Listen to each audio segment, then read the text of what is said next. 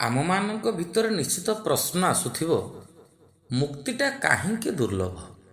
ଏଇଥିପାଇଁ ସଦ୍ଗୁରୁ ଗୋଟିଏ ସୁନ୍ଦର କଥା କୁହନ୍ତି। ଚାଲନ୍ତୁ ଆମେ ଅନୁମାନ କରିବା ଗୋଟିଏ ସମୁଦ୍ରକୁ। ସେ ସମୁଦ୍ରକୁ ଆମେ କିପରି ପାରି ହେବା? ନା ଏମିତି ପହଁରି ପହଁରି ପାରି ହେବ, ନାଇଁ ତ କୌଣସି ଡଙ୍ଗା ମାଧ୍ୟମରେ ପାରି ହେବ, ନାଇଁ ତ କୌଣସି ବ୍ରିଜ ବା ସେତୁ ମାଧ୍ୟମରେ ପାରି ହେବ। ଆଉ ଥରେ ଚିନ୍ତା କରିବା, ସମୁଦ୍ରର ବିଶାଳତା ଯେତିକି, ତା ଉପରେ ବ୍ରିଜ ହୋଇପାରିବ କି? ନା। ସମୁଦ୍ରର ବିଶାଳତା ଯେତିକି, ତାକୁ ଆମେ ଆମର ସାମର୍ଥ୍ୟ ଖଟେଇ ହାତ ଗୋଡ଼ ବାଡ଼େଇ ପାରି ହୋଇପାରିବା କି? ନା। ତେବେ କେମିତି ପାରି ହେବା? ଏ ତିନୋଟି ଅପସନ୍ ଭିତରୁ ଆମ ଆଗରେ ଗୋଟିଏ ଅପସନ୍ ରହିଲା, ଗୋଟିଏ ବାଛିବା ପାଇଁ ବାଟ ରହିଲା, ତାହା ହେଉଛି ଡଙ୍ଗା।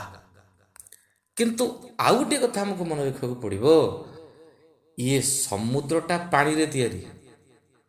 ଏହାକୁ ଆମେ ହୁଏତ କୌଣସି ଏକ ଶକ୍ତିଶାଳୀ ଡଙ୍ଗା ମାଧ୍ୟମରେ ପାରି ହେବା ହୁଏତ ସମ୍ଭବ ହୋଇପାରେ, କିନ୍ତୁ ଆମେ ଯାହାକୁ ଭବସାଗର ବୋଲି କହୁଛେ, ତାହା ମାୟା ଦ୍ୱାରା ନିର୍ମିତ। ଏ ମାୟା ପୁଣି ଯାହା ଆମେ ଅନୁଭବ କରୁଛେ, ତାକୁ ଆଉ କେହି ତିଆରି କରିନାହାନ୍ତି, ସ୍ୱୟଂ ମହାପ୍ରଭୁ ତିଆରି କରିଛନ୍ତି। ସେଥିଲାଗି ତ ସ୍ପଷ୍ଟ ଭାବରେ ଶ୍ରୀମଦ୍ ଭଗବତ ଗୀତାରେ କହିଦେଲେ, ଦୈବୀ ହେ ସା ଗୁଣମୟୀ ମମ ମାୟା ଦୂରତ୍ୱୟା। ମୋର ମାୟାକୁ ଅତିକ୍ରମ କରିବା ଅତ୍ୟନ୍ତ କଷ୍ଟ। ଅର୍ଜୁନ, ମୋ ମାୟାକୁ କେବଳ ସେଇ ହିଁ ଅତିକ୍ରମ କରିପାରିବ, ମାମେବ ଯେ ପ୍ରପଦ୍ୟନ୍ତେ ମାୟାମେତାଂ ତରନ୍ତିତେ। ଯେ ମୋର ଶରଣାପନ୍ନ ହେବ, ମୋର ଉପାସନା କରିବ, ମୋର ଅର୍ଚ୍ଚନା କରିବ, ମୋର ଭକ୍ତ ହେବ, ମୁଁ ତା ଉପରେ କୃପା କଲେ ସେ ହିଁ ନିଶ୍ଚିତ ଭାବରେ ଭବସାଗରରୁ, ମାୟାର ସାଗରରୁ ପାରି ହେବ। ସେଇଥିପାଇଁ ତ ଭକ୍ତ କୁହେ, ଜଗତ ଜନମନ ମୋହନ ନବଘନ ମୂରତି ଗତି ମୁକ୍ତିଦାତା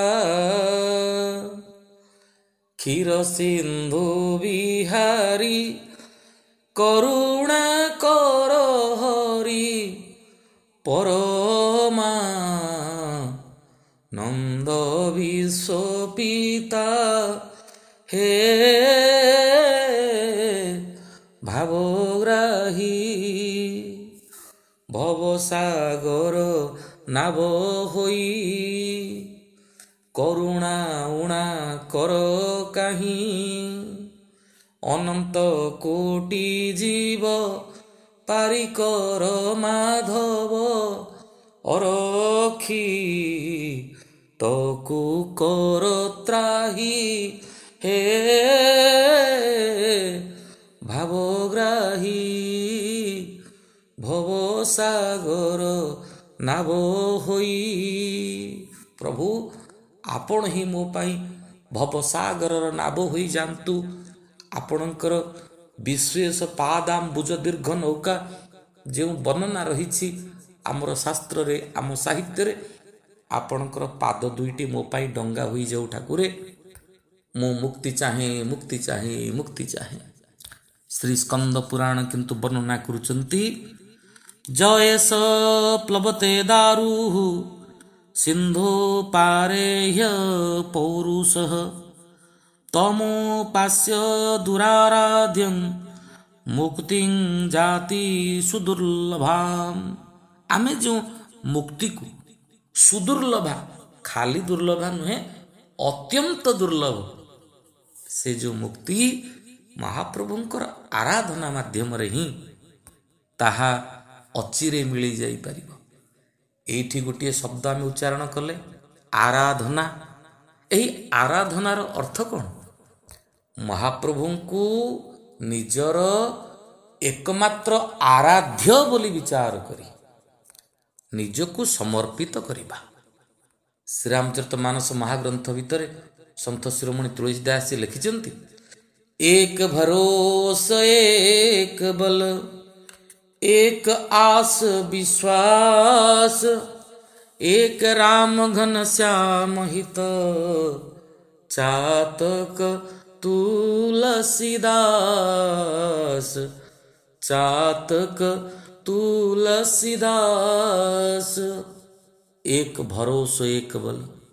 ए जीवन भितर मोर एकमात्र भरोसा हेउचंती महाप्रभु श्री जगन्नाथ। मोर एकमात्र बल हेउचंती महाप्रभु श्री जगन्नाथ। मोर एक आशा एक विश्वास। जेपरि भावरे चातक केवल महाशून्य पानी टिके पाइबा ପାଇଁ इच्छा करे नहीं, बरं स्वाति नक्षत्र युक्त वर्षा बिंदु को अपेक्षा करि था। ठीक सेहीपरि प्रभु आपण ही मोर एकमात्र निजर। क्षमा निधिंकु बारे क्षम सुदर्शन रे, क्षिति ख्याति की समर्पिली, क्षम मो अपराध क्षम मो जीव साध, ख्यात रण तोले देली हे नीलाद्रीश। क्षय तो हेलाणी ए पिंड, ख्याल मो जंजालर दंड, ख्याति ए उपेन्द्रर कविकूल व्यवहार, क्षेमच रणे हे उरुंड हे नीलाद्रीश। क्षयत हेलाणी ए पिंड। जीवनर समस्त पाप को जे आपणकर श्रीचरणार बिंदरे समर्पण करुछि ता नुहे प्रभु। जीवनर समस्त सफलता, जीवनर समस्त प्रतिष्ठा, जीवनर समस्त सुनाम सबुकिछि आपणकर कृपा बोली विचार करी आपणकर श्री पदार बिंदरे सबुकिछि को समर्पण करि देई एतिकी टिके मागिबी। तन भी तेरा मन भी तेरा, तेरा पिंड प्राण सब कुछ तेरा, तू ही मेरा यह दादू का ज्ञान। ये शरीर तोर, ये मन तोर, तन भी तेरा मन भी तेरा, तेरा पिंड प्राण, ये प्राण तोर ये पिंड तोर। भगवान पचारे तो पाखरे कौन रहिला ना सबु किछि तोते देई सारला परे केवल गोटे कथा आशा करी ठाकुर तू मोर होई जा हे गला। जेते बेले महाप्रभु को प्रति आम भितरे गोटे ममत्व सृष्टि हेबो। एठी तो अत्यंत नम्रतार सहित कहबाक पड़ुछि आमर ममत्व बोध कौन नाही कि अछि। आमर ममत्व बोध कहा पाई? संसार पाई, ए शरीर को नहीं संपर्कित व्यक्ति विशेषों पाई, संपत्ति पाई, सफलता पाई। किंतु ए समस्त माया को आमे भ्रांति कहूथिला बेले महाप्रभु प्रति आमर जो ममता ताहाको भक्ति कहा जाए। पुणी जोड़े शब्द उपर आमे गुरुत्व देउछे, गोटे होछि भ्रांति आ गोटे होछि भक्ति। ए भ्रांति रु दूरे जाओ, ए माया रु दूरे जाओ, थरे से ईश्वरंकर श्री पदार बिंदर निजको नियोजित कर। सेठी गति अछि, मुक्ति अछि, शांति अछि।